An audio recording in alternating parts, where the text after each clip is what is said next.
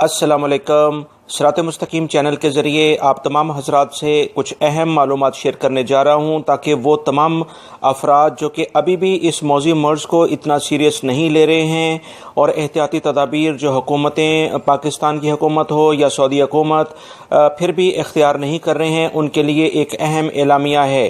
اعلامیہ میں صرف یہ بتایا گیا ہے کہ وہ افراد جو کہ اس وائرس کی وجہ سے خدا نخواستہ جاں بحق ہو جاتے ہیں، ہلاک ہو جاتے ہیں، اب انہیں دفنایا کیسے جائے، کیونکہ یہ بہت بڑا مسئلہ پیدا ہو رہا ہے، کیونکہ بہت زیادہ وائرس پھیلنے کا زیادہ خدشہ ہے دوران غسل، جب اسے غسل کیا جائے گا۔ اس بارے میں پاکستان کی جانب سے کچھ اہم معلومات آئی ہیں جو کہ میں آپ سے شیئر کرتا ہوں۔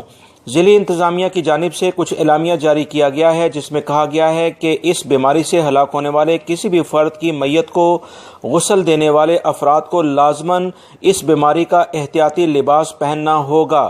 اس لباس میں قابل تلف دستانوں کا جوڑا، قابل تلف گاؤن، چہرہ اور آنکھوں کو بچانے والی اینک اور ماسک لازمی ضروری ہے۔ آپ تمام حضرات اس بات سے اندازہ کر سکتے ہیں کہ وہ شخص جو اس بیماری سے اب جاں بحق ہو چکا ہے، اس میں بھی ابھی بھی یہ جراثیم موجود ہیں جو دوسروں کو لگ سکتے ہیں، جو کہ انتہائی احتیاطی تدابیر اختیار کی جا رہی ہیں۔ مزید جو بتایا گیا ہے کہ میت کو چند گھنٹوں کے اندر اندر غسل دیا جائے گا اور تدفین کا عمل مکمل کیا جائے گا۔